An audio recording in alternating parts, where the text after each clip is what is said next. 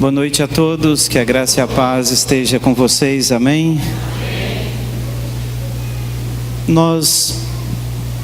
A Bíblia diz que sem santidade ninguém verá o Senhor. Como definir um padrão de santidade para que nós possamos ver o Senhor? A primeira coisa que nós pensamos sobre santidade é o que nós fazemos ou o que nós deixamos de fazer, o que nós comemos, o que nós bebemos, o que nós vestimos, os lugares que frequentamos. Mas uma das maiores definições de santidade é o quanto o Espírito Santo tem de você. Quais as áreas da sua vida que o Espírito Santo consegue governar livremente? O Espírito Santo, ele precisa, para que a santidade venha fluir em nós e influenciar pessoas que estão próximas de nós, ele precisa dominar algumas coisas em nós. E é interessante que isso vai nos arremeter aos frutos do Espírito. Os frutos do Espírito não são características de membros de igrejas, não são características de pastores ou de líderes de células ou de ministros de louvores. Os frutos do Espírito são as características do homem e da mulher, que o Espírito de Deus habita nele, governa ele, direciona ele, conduz ele ao lugar que ele precisa estar em Deus. Então você vai produzir o domínio próprio. Se o Espírito de Deus estiver em você, domínio próprio não será um problema na sua vida. Se o Espírito de Deus estiver em você, paciência não será um problema na sua vida. Se o Espírito de Deus estiver em você, longanimidade, benignidade, mansidão, temperança, não será um problema para você. Isso tudo é um grande problema para mim e para você quando o Espírito de Deus não tem o controle da nossa vida. Então, se o Espírito Santo não tem o controle de você, a santidade não estará na sua vida e você não verá a Deus. E aí eu posso pegar dois caminhos. O primeiro caminho que eu posso pegar é que, eu acredito que é o literário, eu não verei a Deus na eternidade. Mas o segundo caminho que eu posso pegar, eu não verei a Deus aqui na terra. Eu não verei a manifestação de Deus na minha vida aqui na terra enquanto homem. E o cristão que não consegue enxergar Deus na vida dele, ele não consegue estar bem para começar uma nova semana. Ele não consegue estar bem para os desafios que eles irão enfrentar na próxima semana, no trabalho, com o celular na mão, com o computador, enfim, com o acesso às redes sociais, ele não consegue estar inteiro. E aí nós vamos caminhar em outro raciocínio. Jesus, ele disse uma certa feita que o Espírito convence o homem do pecado, da justiça e do juízo. Se o Espírito de Deus, então, não tem liberdade na vida do crente, aí esse contexto está mais ligado à vida do não crente. Mas se o Espírito de Deus não tem acesso à vida do crente, ele vai pecar e vai argumentar que aquilo não é pecado. Então ele vai arrumar algo descontextualizado para provar que o que ele está fazendo não é pecado. O cristão sem o Espírito Santo de Deus, ele não consegue ter o senso da justiça de Deus sobre a vida dele. Justiça essa que não veio somente para absolver você, para beneficiar você, mas justiça essa que também vem para punir você. A mesma justiça que pune alguém, absolve alguém. E eu não vou entender também o efeito do juízo de Deus sobre a minha vida, quando a manifestação do Espírito de Deus não é plena na minha vida, e eu então, como cristão, eu não consigo entender as consequências das minhas falhas, se eu não der lugar ao Espírito de Deus. Então nós vamos caminhar no caminho de Saul. Quando nós andamos pelo caminho de Saul, nós terceirizamos a culpa que é nossa. A síndrome que perseguiu lá o Adão e a Eva, da transferência de culpa, vem sobre nós. Ela pegou Saul, e Saul, ele cometeu muito menos pecados do que Davi, porém Saul tinha uma indisposição de admitir os seus erros, e ele argumentava as suas falhas como se ele tivesse razão. Então ele não tinha noção do que era pecado, porque o Espírito não estava nele. Ele não tinha noção do que era justiça, e ele não tinha noção do que era o juízo de Deus. Qual a importância tem para você o Espírito Santo? Não, o Espírito Santo é tudo na minha vida. A pior coisa de um cristão são as respostas precipitadas. Ele tem uma resposta pré-pronta, fast food. Na verdade, ele não tem uma prática, mas ele tem uma resposta, e essa resposta mata ele. Não, o Espírito Santo é tudo para mim, pastor. Então, ok.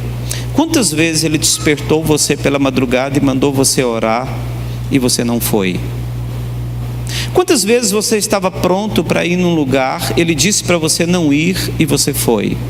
Quantas vezes você foi no armário da sua casa pegar uma roupa para vestir e ele disse, essa não, e você vestiu? Quantas vezes ele falou para você não andar com uma pessoa e você continuou andando? Quantas vezes ele falou para você não se relacionar com aquela pessoa e você continuou se relacionando? Então, na verdade, o Espírito Santo não tem o governo desse tipo de pessoa, e esse tipo de pessoa não tem os frutos.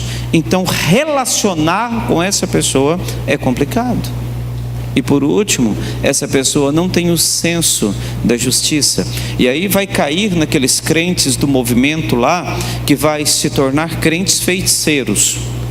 Quem que são os crentes feiticeiros? São os crentes que toda justiça de absolvição de Deus está sobre a vida dele, e toda justiça de condenação de Deus está sobre a vida dos outros. Justiça é justiça. O Senhor Jesus, ele disse, olha, eu julgo segundo aquilo que ele ouço. E a Bíblia diz que a misericórdia, ela vai triunfar sobre o juízo. Então, como eu vou entender essa questão do Espírito Santo na minha vida? Como que eu vou entender a questão de santidade na minha vida, se o governo da minha vida ainda é meu? Se o controle das minhas emoções, se esse controle dessa impulsividade minha ainda não é do Espírito Santo? Se o Senhor ainda não pode dizer o que eu devo fazer e o que eu não devo fazer? Se o Senhor ainda não governou a sua vida, você começou um namoro do inferno e o Espírito Santo de Deus disse, não vá. Mas você está com paixonite e você então continua esse namoro do inferno, acreditando que lá no meio você vai mudar alguém, que você vai levar alguém a experimentar uma mudança que você ainda não experimentou. Você quer dar para alguém aquilo que você não tem. Ah, mas isso é religiosidade. Cara, religiosidade é uma vida hipoteticamente em Deus sem o Espírito. Vira religião pura.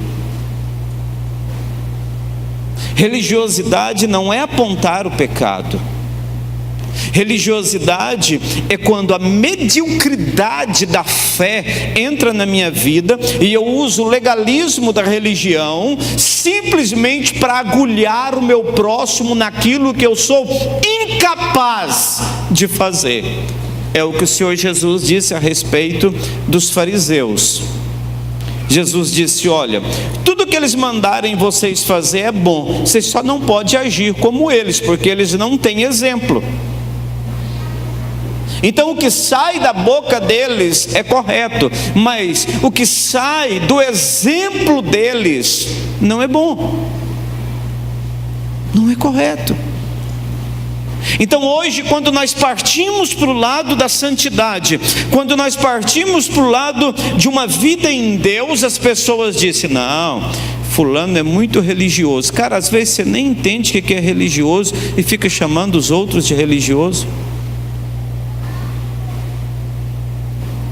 Ah, fulano é legalista. Cara, às vezes você nem teve uma experiência com o Espírito Santo e está criticando o outro. Nós precisamos urgentemente começarmos algo em Deus, como igreja. Esses dias eu estava no Maranhão ministrando num encontro de pastores, e uns 4 ou 5 pastores falou comigo sobre Pedrinhas. Pedrinhas é uma penitenciária que tem em São Luís do Maranhão, bem próximo. E eu falei para os pastores: o problema de Pedrinhas é de vocês. Quem tem que resolver o problema de Pedrinhas não é o governo, é os pastores. Alguém disse para mim: mas lá dentro tem um templo evangélico. Eu falei: o templo evangélico não muda nada em ninguém. E tem mesmo. Você passa na rodovia, você vê a edificação lá. Mas o problema de Pedrinhas, está faltando o quê? Homens e mulheres tomados pela glória de Deus, pelo Espírito Santo de Deus, entrar lá. Entrar lá. Nós entramos num sistema prisional com um contexto de rebelião, de homicídios e de suicídios. E quando nós entramos lá com a presença de Deus, já faz 20 anos, parou tudo. Tudo. Parou tudo. Nós precisamos então entender que os homens e as mulheres governados pelo Espírito são os homens e as mulheres que vão impactar. Não são os shows evangélicos, não são os pregadores milionários, não são os artistas que tem milhões e milhões de seguidores ou de acessos nos seus vídeos, com histórias bonitas, mas com poucas práticas de vida que vai mudar a nação brasileira. Mas homens e mulheres como você, que ninguém sabe o seu nome, e que quando você morrer, talvez você nunca terá uma rua ou uma praça com o seu nome. São esses homens cheios da presença de Deus que tem pregado o evangelho Brasil afora. Pastor, não são os evangelistas da televisão? Não, eles estão matando o evangelho no Brasil. Eles estão levando as pessoas a entender que nós, pastores, somos ladrões, sem nunca ter pegado um centavo ilegalmente da igreja, ou injustamente, indevidamente. Como que eu posso então influenciar pessoas? Eu posso influenciar pessoas com aquilo que há dentro de mim. Não são com as minhas palavras somente, Não é falar o que os outros devem fazer, mas é entender. Lá em Atos dos Apóstolos, Jesus ele morre, ressuscita, e tem lá um grupo de discípulos. Pensa naquele grupo de discípulos se o Espírito Santo não vem sobre eles. Nascia ali meramente mais uma religião. Uma religião talvez que ficaria confusa, sem vida, sem essência. A essência ali estava na manifestação do Espírito de Deus que veio sobre eles. Um dos maiores exemplos ali do que o Espírito Santo pode fazer na vida de um homem estava no Pedro. Pedro confuso, talvez encrenqueiro, indeciso. Agora o Espírito Santo vem sobre a vida dele. E ele então nunca mais quer deixar. Eu me converti com 21 anos de idade. Eu fui batizado com 19, mas me converti com 21 anos de idade. Eu tive uma experiência com o Espírito Santo poderosa. No final de 95 para o início de 96, em 96, Deus me chamou para o ministério. Em 96, Deus começou a falar profundamente no meu coração. O Espírito Santo de Deus já tinha vindo sobre a minha vida. O fogo já tinha queimado. E algumas coisas estavam acontecendo. E então, do início de 96 para cá, eu comecei a pastorear igrejas. Então nós estamos em 2019. Do início de 96 até agora, no início de 2019,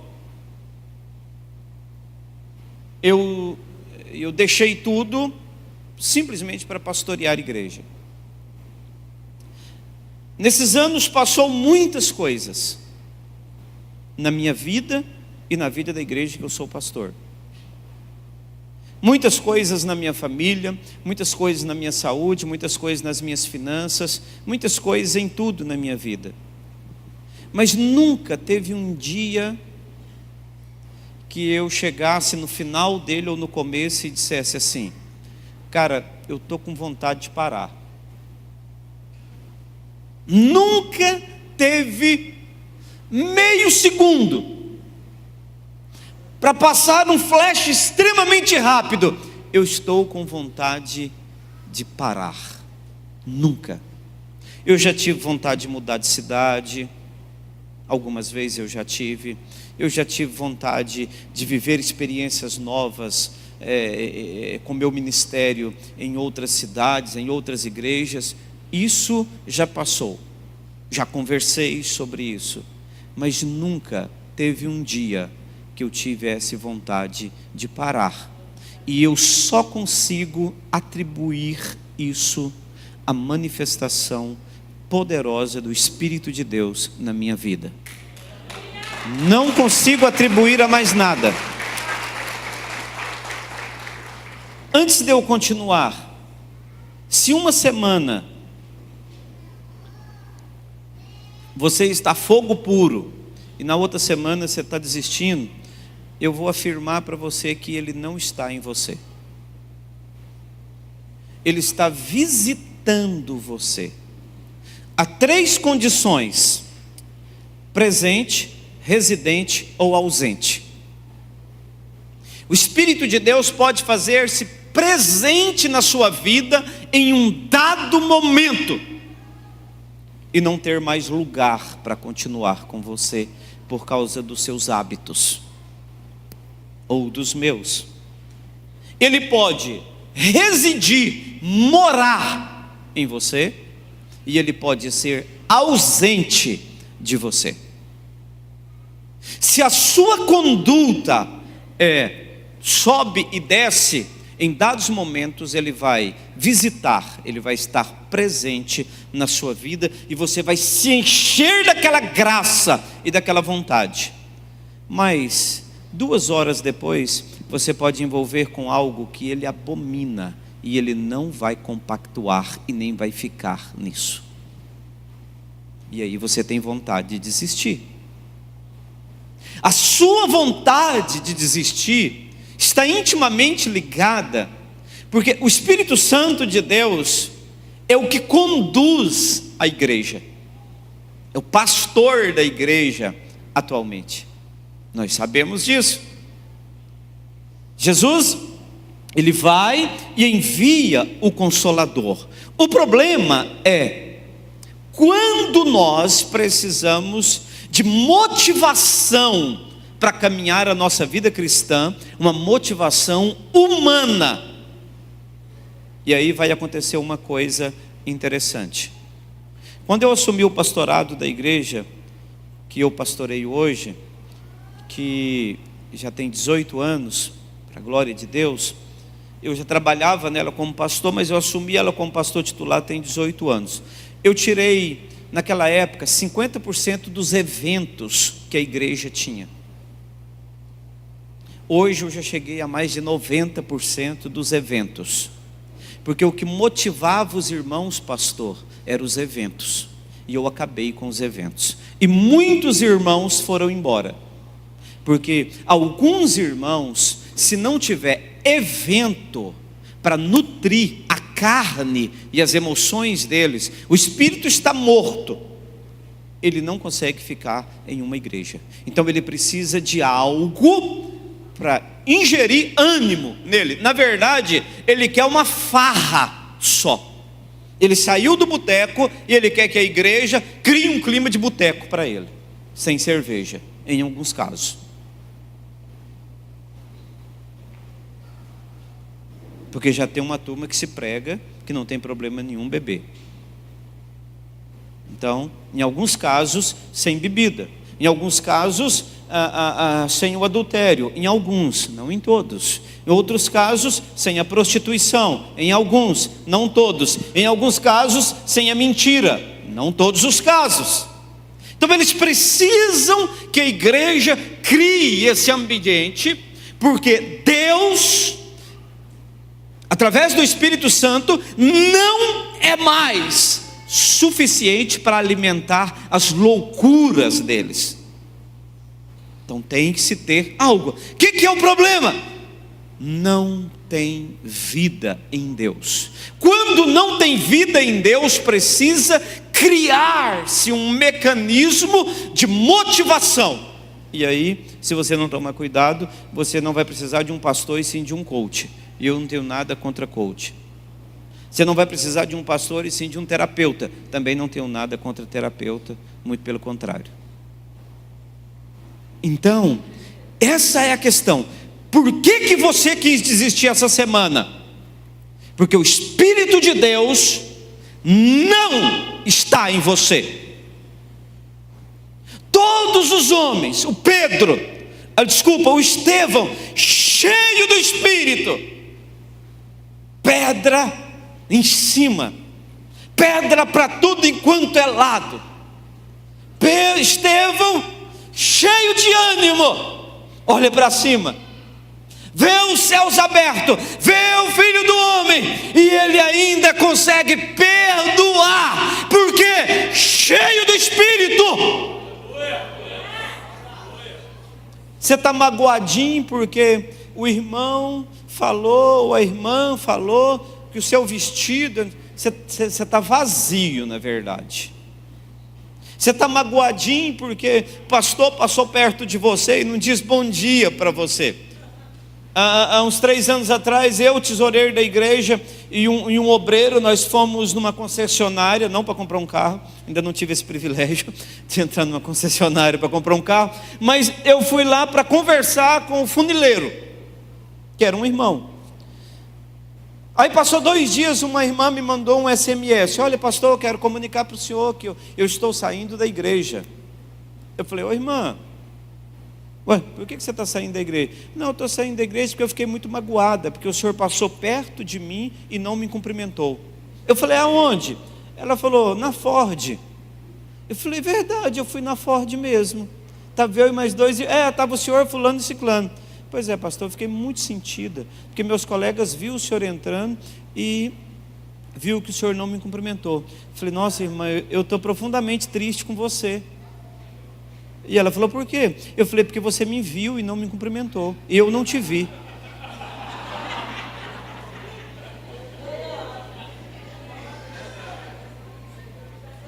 Você me vê e não fala nada? Não jogou um grampeador em mim? Não tirou o sapato e jogou em mim? Não foi aonde eu estava? E agora você vai sair da igreja porque eu não te vi e você me viu? Eu que tinha que te expulsar da igreja.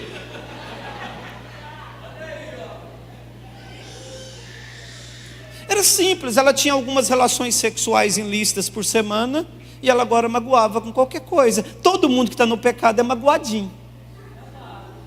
Nenhum homem cheio do Espírito Santo é magoadinho. Nenhuma mulher tomada pela glória de Deus é cheia de magoazinha, de coisinha, de rancorzinho. Por quê? Porque o Espírito de Deus nos faz olhar para frente, nos faz olhar firmemente.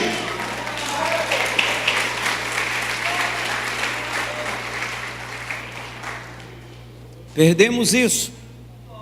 Quando a graça de Deus vem sobre nós para nos libertar, nos tirar do lugar que nós estamos, o diabo vai criar uma barreira, uma dificuldade. O lugar que você está não é bom. Eu ontem mandei um áudio para o pastor Dias, depois eu apaguei ele e mandei outro. Eu falei com ele que queria vir na igreja. Eu me ofereci para vir aqui participar do culto. Eu já estava ficando desesperado.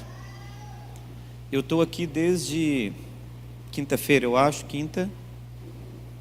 quarta, e eu estava ficando desesperado, porque eu não estava tendo contato. É lógico que eu estou com minha família, estou com os irmãos, mas eu estava ficando desesperado. E aí eu falei que queria vir na igreja. E ele me mandou um áudio. Não, não falei nada porque eu pensei que você estava descansando. E eu mandei um áudio para ele falando que eu já estava desesperado para ter contato com o corpo de Cristo assim. Depois eu apaguei, falei, não vou deixar ele ouvir esse áudio não. Mas deixa eu te dizer uma coisa sobre o Espírito de Deus no lugar da libertação. Quando essa manifestação vem na sua vida, não precisa ninguém mandar uma mensagem para você no grupo sobre o culto. Eu tenho esse serviço na igreja que eu sou pastor. Tal dia, culto de Santa Ceia. Isso manda para os incrédulos, pastor. Nós mandamos para os incrédulos dentro da igreja. Nós temos que lembrar eles. Não temos? Olha, domingo nós temos culto. Essa mensagem deveria ser para o ímpio. Por que nós mandamos ela para os crentes?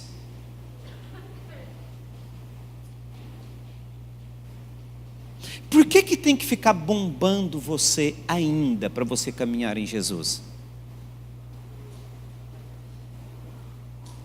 Porque falta o Espírito de Deus na sua vida. Porque não existe avivamento e nem despertamento sem o Espírito Santo. Não existe. Aí eu vou te ensinar uma coisa. Então o que acontece?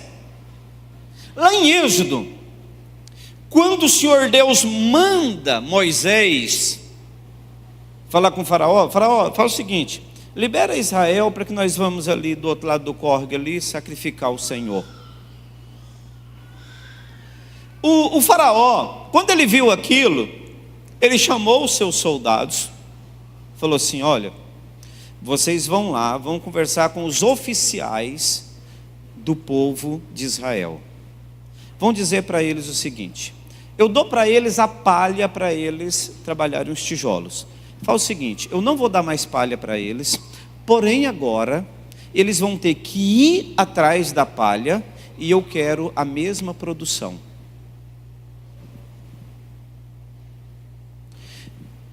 Israel, através de Moisés, tomou uma decisão.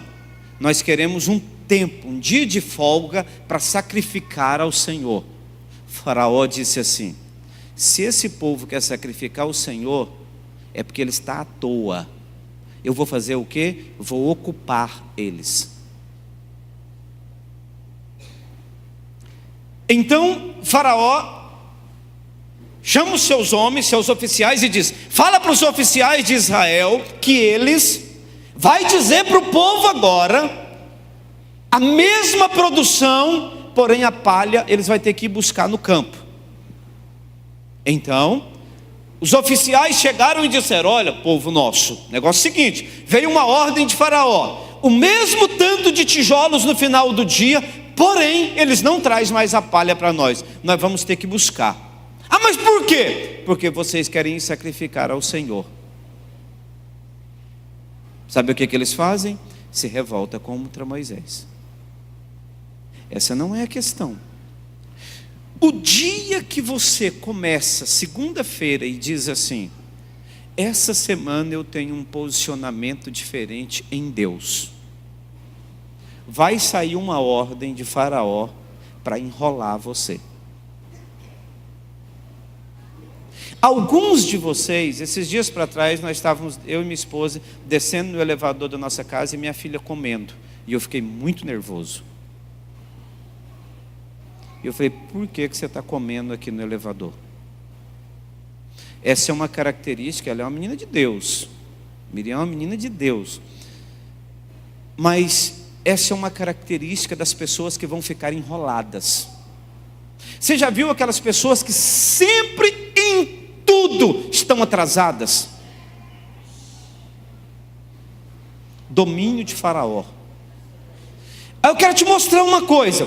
A função de Faraó, eu estou usando o termo Faraó, mas vocês sabem de quem eu estou falando. A função de Faraó é dificultar para tirar o seu tempo de Deus.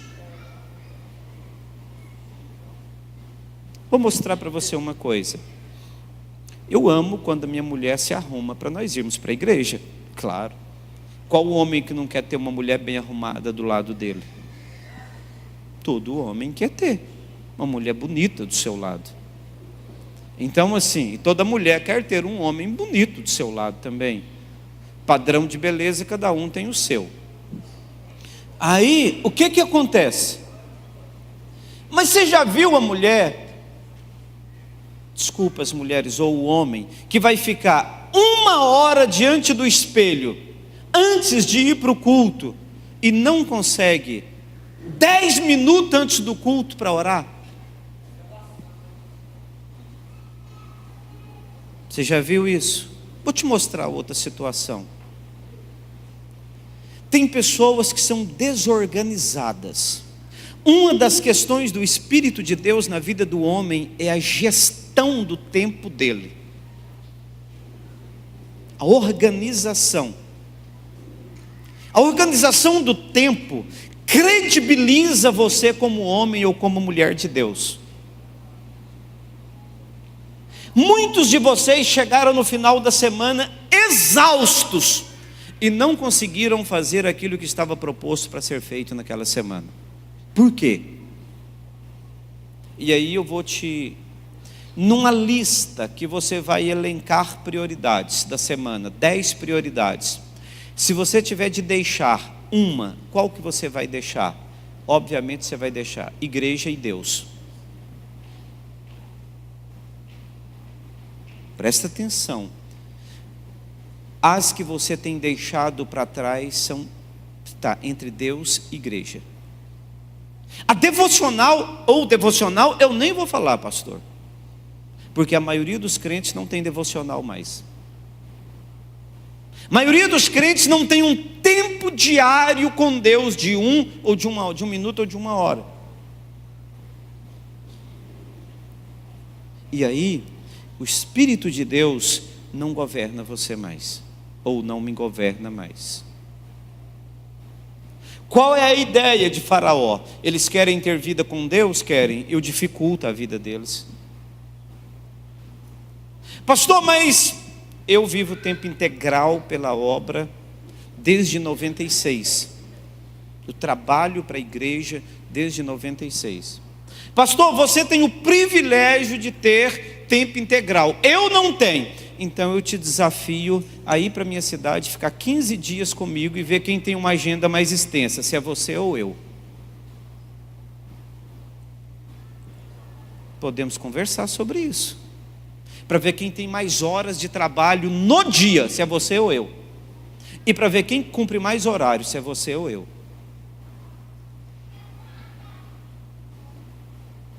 Então, eu quero terminar aqui dizendo uma coisa para você. Faraó não quer que você vá sacrificar. O Senhor está te chamando para sair do lugar que você está para relacionamento com Ele, através do Espírito Santo. Quem vai segurar você? Sabe o que aconteceu? Os príncipes de Faraó começaram a espancar os príncipes de Israel. E sabe o que o povo fez? Murmurou, dizendo: nós preferimos ficar com Faraó em paz, do que enfrentar uma breve e momentânea tribulação para experimentarmos depois a glória de Deus, do que ficar com o chamado de Deus para a libertação. Essa é uma barreira que você e eu temos que romper ela. Essa é uma barreira que nós temos que romper ela. Porque senão, nós não temos uma vida com Deus. Nós não temos uma vida na presença de Deus. E amanhã, ou depois, nós seremos mais uma estatística do IBGE, mais um crente não praticante. Por quê? Porque nós não temos vida na palavra, não temos vida de oração, não temos vida em Deus. E tudo vai se resumir a um encontro semanal em um prédio como esse, em outro prédio, ou em milhares que existem Brasil afora. E toda a vida nossa com Deus vai se resumir num prédio como esse. E esse é o meu medo. Porque eu estou vendo as pessoas morrendo. Eu estou vendo os casamentos acabando, os ministérios predominantes de filho, de marido ou de esposa e de pai ou mãe morrendo. Porque nós perdemos a nossa essência em Deus. Porque nós não oramos mais. Porque nós não estamos mais na palavra, porque nós não nos preocupamos com o Espírito de Deus em nossas vidas mais. Trabalhar, todos nós trabalhamos muito.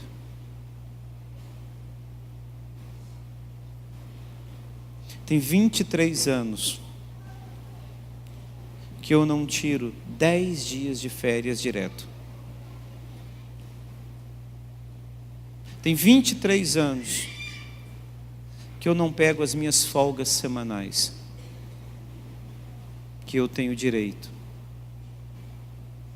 Então o problema não é o quanto você trabalha, o problema é o quanto você se envolve com Deus, e o quanto você se envolve com a estrutura.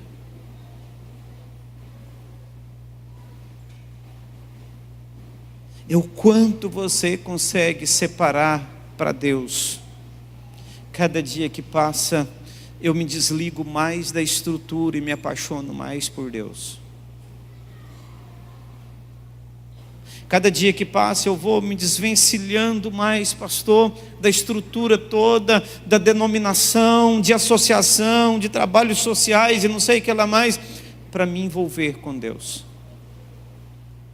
E eu quero chegar um tempo de eu gastar pelo menos 50% do meu tempo somente em Deus. Somente em Deus. E eu queria dizer para você, para terminar aqui, Faraó não pode mais governar a sua vida. Você precisa romper com essa estrutura que te prende e começar a caminhar uma vida em Deus.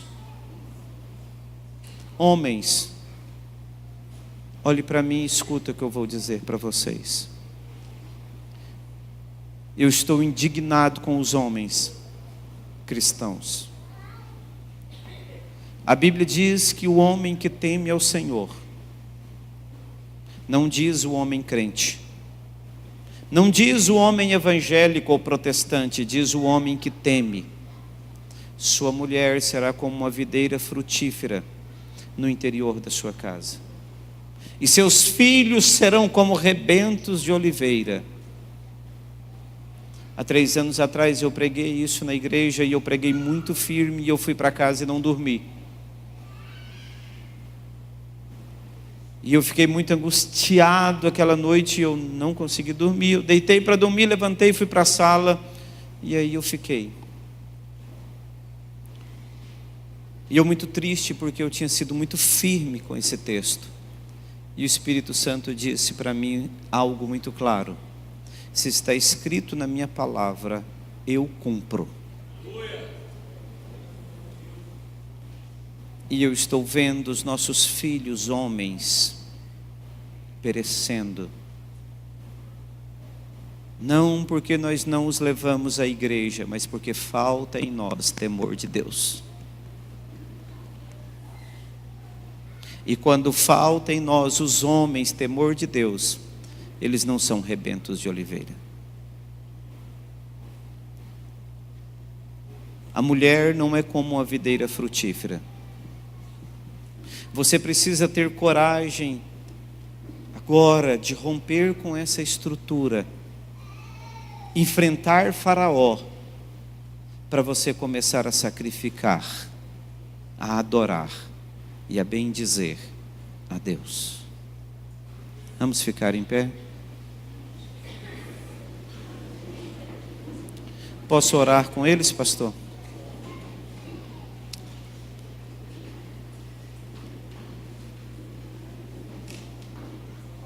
Feche os seus olhos.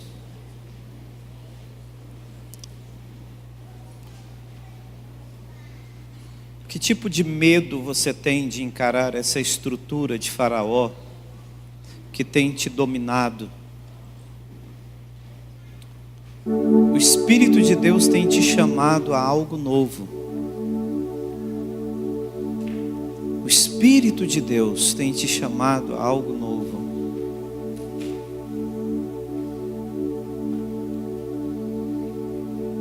Por mais que Ele dificulte para você, o Senhor vai conduzir você. Você não é mais um escravo. Você é livre. Irmã, você é livre. Irmão, você é livre. Mas você precisa enfrentar essa estrutura que foi criada na sua mente. E Faraó está criando situações terríveis para tirar o seu tempo para Deus. Eu não estou dizendo que você não vá trabalhar, não é isso. Mas eu estou dizendo que tem muito tempo sendo jogado fora, que poderia estar sendo dedicado ao Senhor.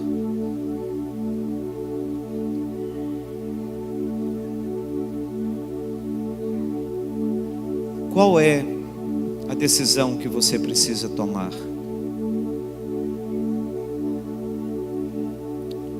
Qual a decisão você precisa tomar? Há uma decisão que você precisa tomar. Há algo que você precisa fazer, irmão. Há algo que você precisa fazer, irmã.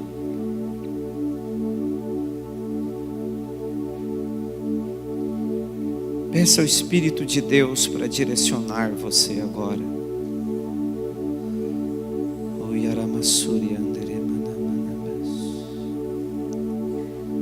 Peça ao Espírito de Deus para vir falar com você.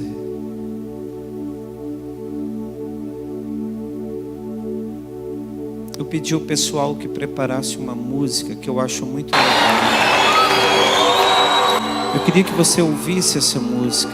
Com a melodia, ele me encontrou, me cercou com uma canção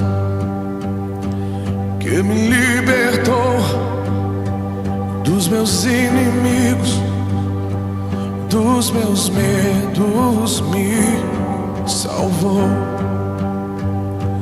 Eu não sou mais escravo do medo,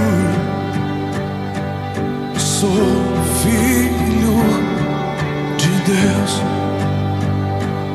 Eu não sou mais escravo do medo, sou filho de Deus. Não precisa ter medo, o Senhor está com você. Ele te conduz. Antes de nascer, escolhido fui, o meu nome me chamou. De novo nasci em sua família, o seu sangue me comprou. Eu não sou mais escravo do medo, sou filho de Deus. Eu não sou mais escravo do medo, sou filho de Deus. Pai, no nome de Jesus, Eu não sou mais que a graça poderosa do Senhor possa vir nessa noite, ó Deus, trazendo sobre essa igreja, meu Deus amado, uma visão extraordinária, meu Deus, como indivíduo, daquilo que eles podem ser e fazer no Senhor, daquilo que eles podem viver no Senhor, Pai. Meu Deus, que uma graça sobrenatural venha sobre essa igreja, para romper essas amarras, meu Deus amado, que impede essa mulher, lá no interior da sua casa, naquele momento de folga, de buscar o Senhor, Pai querido. Que impede esse homem de buscar ao Senhor no trânsito, de buscar ao Senhor em qualquer lugar que ele estiver, Pai querido. Meu Deus, que a presença sobrenatural do Senhor, aquilo que as trevas têm colocado para dificultar a relação deles contigo, Pai, nós cancelamos agora, Pai, nós repreendemos agora e nós profetizamos, ó Deus, um tempo de libertação, um tempo de restauração, um tempo de bênção, Pai querido, e que o Senhor possa levantar adoradores, que o Senhor possa levantar profetas, que o Senhor possa levantar um ministério sacerdotal nesse lugar, acima da média, Pai querido, no nome do Senhor Jesus Cristo. Usa cada um dos teus filhos para a glória do teu nome. Nós os abençoamos agora, Pai, no nome de Jesus. Continue honrando essa igreja, fortalecendo o teu povo, capacitando os teus servos, Pai, e que a glória do Senhor possa estar verdadeiramente sobre os teus filhos. Oramos agora em nome do Senhor Jesus Cristo de Nazaré. Se você pode, levanta suas mãos, dê glórias ao nome do Senhor, agradeça a Ele por tudo que Ele tem feito na sua vida, agradeça a Ele, porque você pode ser livre. Não tente sem o Espírito Santo, não tente sem o Espírito Santo, em nome de Jesus. Em nome de Jesus. Amém e amém, Jesus. Glória a Deus.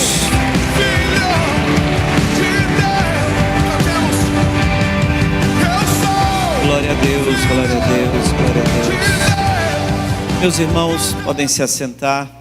Eu gostaria de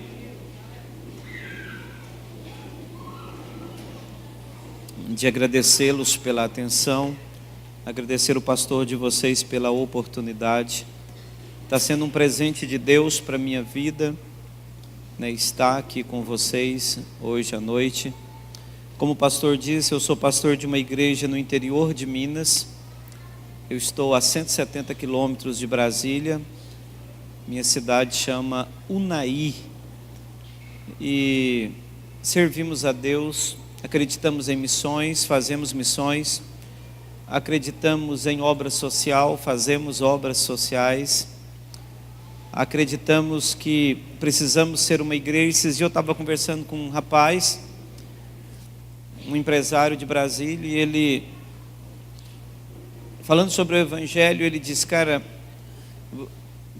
tem um nível de evangelho que muitas igrejas não se misturam com ele, que é o nível do evangelho que o traficante recebe a atenção devida, que o drogado recebe, que a prostituta recebe, que o ladrão recebe. Não é o nível do evangelho que só quem tem dinheiro recebe atenção. E ele diz: mas como que é isso, pastor? Me explica isso. Eu falei: cara, é o nível do evangelho que o mendigo é importante, né? É o nível do evangelho que o cara é homossexual, mas ele é importante como qualquer outro. Ele não é melhor nem nada que ninguém, nem pior do que ninguém.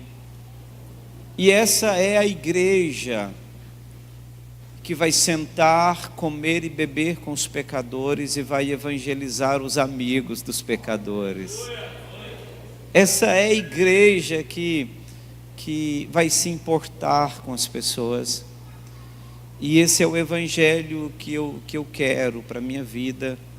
Esse é o evangelho que eu acho interessante e que eu quero viver ele, que eu tenho vivido ele para a glória de Deus. Um dia, um mendigo, um bêbado me cumprimentou na rua, bêbado e morador de rua. E 2 dias depois, um mendigo me cumprimentou também. E o Espírito Santo falou comigo: eu quero que você seja conhecido por esse povo. Eu quero que eles saibam quem você é.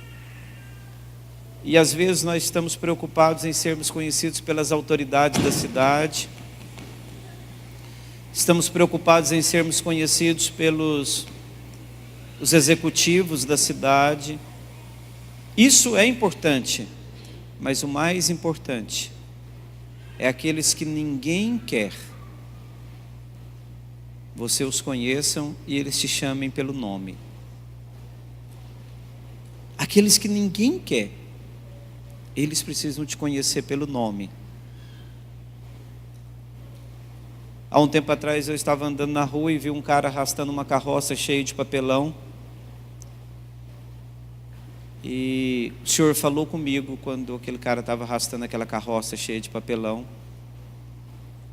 E eu cheguei na igreja e pedi a um dos pastores que trabalha comigo no escritório para procurar saber quem era aquele povo. E descobriu-se uma associação. E descobriu que era uma mulher que era presidente de uma associação. E eu pedi a ele que marcasse um horário com ela para mim. Ele marcou e eu fui falar com ela. E eu disse para ela que eu era pastor e que se era possível ela reunir todos os catadores para mim tomar um café junto com eles. E ela reuniu todo mundo e a gente foi tomar um café juntos. E eu levei uma cesta básica para cada um, ela pedi ela se podia. E eles ficaram meio assim e tal. E aí nós tomamos o café e eu disse: olha, eu não vou postar as fotos na internet, pode ficar tranquila. Mas Deus mandou eu vir aqui para dizer para vocês muito obrigado por tudo que vocês fazem pela nossa cidade. Ela chorou muito. E ela disse: ninguém fala obrigado para nós. E eu falei: mas o Deus que eu sirvo conhece vocês. E Ele ama vocês. Ele fala obrigado. Ele respeita vocês. Ele conhece vocês. E aquele pessoal lá, pastor, vive um princípio de Atos dos Apóstolos. tudo. Depois eles foram conversar comigo, eles vivem Atos dos Apóstolos. Sabe, há um evangelho que não é soberbo. Há um evangelho que senta na calçada. Há um evangelho que para abraçar uma criança. Há um evangelho que se importa com um idoso. Há um evangelho que se importa com a pessoa que precisa de uma fralda. Há um evangelho que se importa com aqueles que a igreja vive criticando. Há um evangelho. Há um Deus que se importa com essas pessoas. E eu estou preocupado, porque a igreja está deixando o mamon governar ela. Igreja, de um modo geral. Mas é um evangelho que ainda quer saber das pessoas. A semana passada eu estava trocando o óleo do carro lá no posto, e um bombeiro se aproximou de mim e disse: pastor, eu queria ter essa paz que o senhor tem. Eu queria isso. E eu disse para ele que era totalmente possível ter isso. Mas na verdade é só porque eu falo bom dia e boa noite para ele todas as vezes que eu vou abastecer o carro. Eu gostaria que vocês, sabe, não falassem mal do homossexual. Se você tem um parente que é gay, você precisa amar ele. Não fizesse piadas, sabe? Queria que vocês falassem mal, não. Julgassem. Falasse que vai para o inferno. Para com isso. Para de ser machão. O evangelho abraça qualquer pessoa. Ah, pastor, mas eu não quero esse tipo de pessoa na igreja. Cara, Jesus quer. Nós, os pastores, nós temos uma função: falar a palavra de Deus. Salvação não é conosco. Entrar no céu também, quem diz quem vai entrar e quem não vai, não é conosco. Há dias atrás eu fui visitar 2 homens que moram juntos e têm um relacionamento homoafetivo, e perguntar a eles por que eles não estavam indo na igreja mais. Eles ficaram muito felizes. Eles têm uma loja, e quando eu cheguei na loja eles não sabiam o que fazia comigo. Aí eu falei: não, eu estou com muita pressa, mas eu passei aqui, eu não estou vendo vocês na igreja. Você pode perguntar: ah, pastor, eles são batizados, participam da ceia? Não, irmão, não são batizados, não participam da ceia, não, pode ficar tranquilo. Antes de você julgar eles, tá? Só porque todos 2 têm pai e mãe, pastor.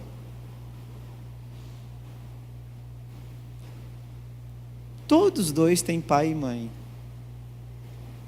E o mesmo que a sua mãe sente por você, a mãe de um deles sente por eles.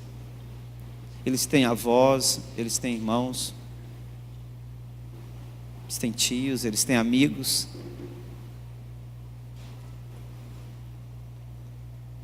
Sabe que o Espírito de Deus, quando Ele governar plenamente a sua vida, você vai fazer umas coisas meio doidas, viu? Quando você estiver no centro, você faz o que você quiser.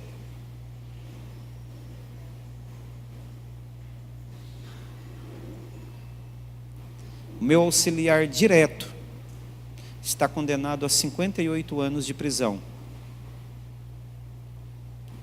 Ele está incondicional até 2030. É o meu auxiliar direto. Não é ele que está pregando lá agora não, mas é ele que está administrando o culto.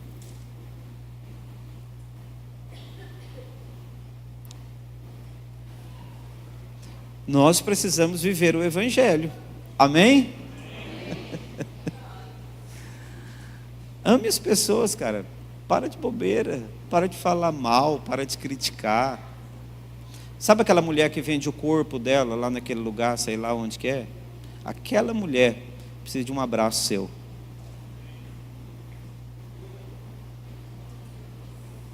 É, de você homem, de você mulher, jovem. Precisa de um abraço seu. Mas se eu parar do meu carro e descer lá, o que que os irmãos vão falar de mim? E daí? O que que os irmãos vão falar de você? Deixa eles falar o que eles quiserem. Se você não for liberto, você não pode não.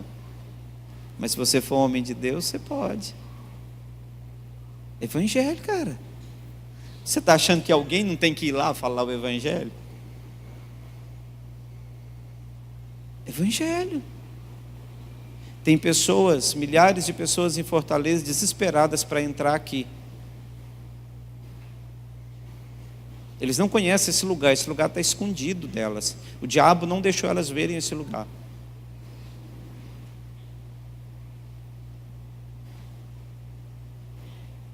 O diabo não deixa elas verem esse lugar.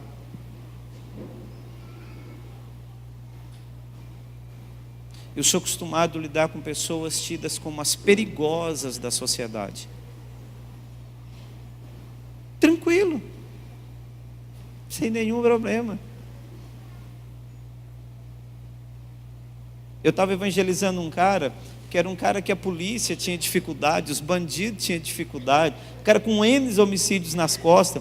Um dia eu estou num bairro carente da minha cidade, chega um cara e me abraça por trás. Me abraça e me segura.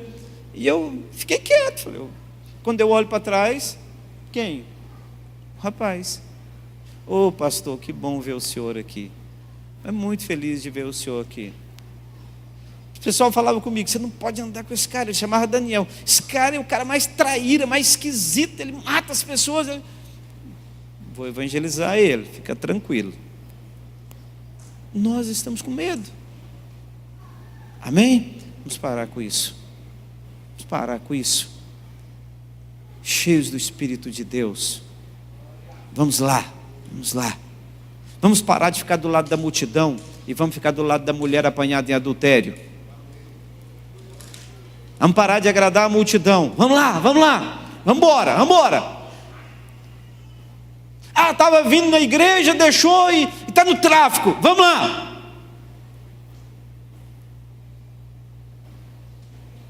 Uma vez eu sentei num bar com um irmão desviado, ele estava tomando uma cervejinha gelada.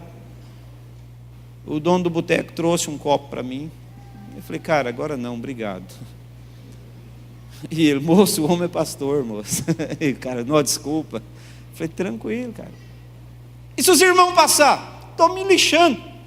Quem precisa de ajuda é quem está doente. Não é quem está são, não. Evangelho. Aprendei o que significa misericórdia quero. Não vim em busca de sacrifício. Sãos não precisam de médicos, sim os doentes. Evangelho, evangelho na veia, pegada de evangelho na veia. Não julgue ninguém. Pode deixar que alguém vai fazer isso com você e com eles lá no final. Comigo e com eles. Então vamos amar as pessoas. E essa igreja não vai suportar o número de pessoas que Deus vai mandar para esse lugar. Amém? Glória a Deus. É isso aí. Deus abençoe vocês. O meu sonho é ver o mundo entrar dentro da igreja. Amém? O mundo tem que entrar dentro da igreja e saber que existe uma igreja viva, cheia do Espírito Santo de Deus.